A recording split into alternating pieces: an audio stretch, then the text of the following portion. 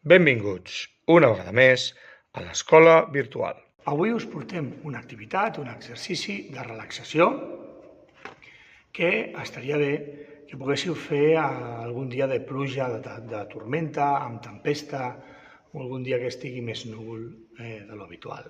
Si heu de fer un dia que fa sol, doncs té menys gràcia. Em va sorgir l'oportunitat, una vegada, en una escola, un dia d'aquests, de molta pluja, feia molta tempesta, molt de raig, molt de tro, molt de soroll a l'ambient, i estava molt fosc, plovia, i aleshores era una miqueta aquests moments que alguns alumnes agafen una miqueta de por. I vaig aprofitar i vaig dissenyar ràpidament aquest exercici que avui us explicaré.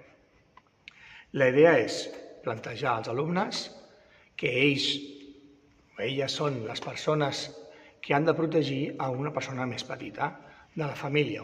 Aquest familiar petit que tenen els hi té molta por. Ells no, però aquest altre sí. I estan sols, perquè s'han trobat sols pel que sigui, i la manera de presentar-ho davant dels alumnes seria aquesta.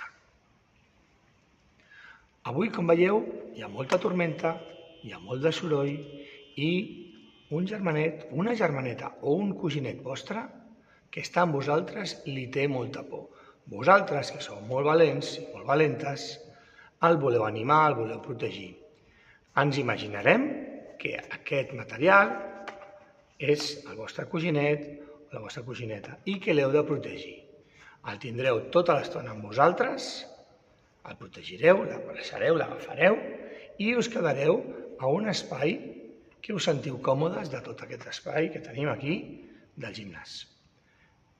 Contra una paret, en un banc, que estigueu vosaltres còmodes. Simplement us posareu allà i anirem sentint la tormenta. A mesura que anem sentint la tormenta, nosaltres li explicarem mentalment, li explicarem una història, el protegirem, el cuidarem i anireu escoltant la meva veu. Us sembla bé? Comencem. En aquest moment podeu fer servir qualsevol material que tingueu, un material habitual a l'escola, en educació física, com aquests saquets, hi ha moltes escoles que el tenim, si no qualsevol con, o uns ringos que són una miqueta més tous i més còmodes de tindre'ls al braç. Els alumnes faran aquesta distribució, es posaran. Si no hi ha tormenta podem fer-ho amb un àudio, us deixaré per aquí algun àudio que hi hagi sons de tormenta, i la veritat és que als alumnes aquest exercici els funciona molt bé. Ells es disposen i nosaltres anirem parlant, anirem explicant. Cada cop fa més tormenta, ara s'ha fet més fosc, ara està plovent més, i anirem fent petits comentaris, però la idea és que ells puguin sentir la tormenta i puguin protegir aquesta persona que tenen al seu càrrec. I simplement el tindran al seu costat, l'abraçaran, es posaran a sobre i d'aquesta manera, encara que no us sembli, ells mentalment estan forts, senten el soroll de fora, però com han de protegir una altra persona, ells es sobreposen a la situació i protegeixen a l'altra persona.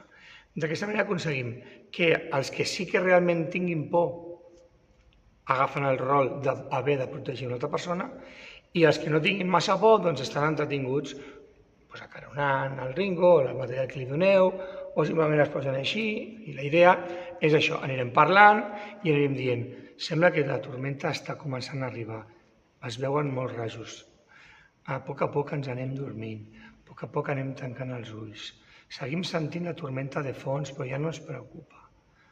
I amb 4 frases ben espaiades en el temps, aconseguirem en uns 5-6 minutets que tothom es relaxi.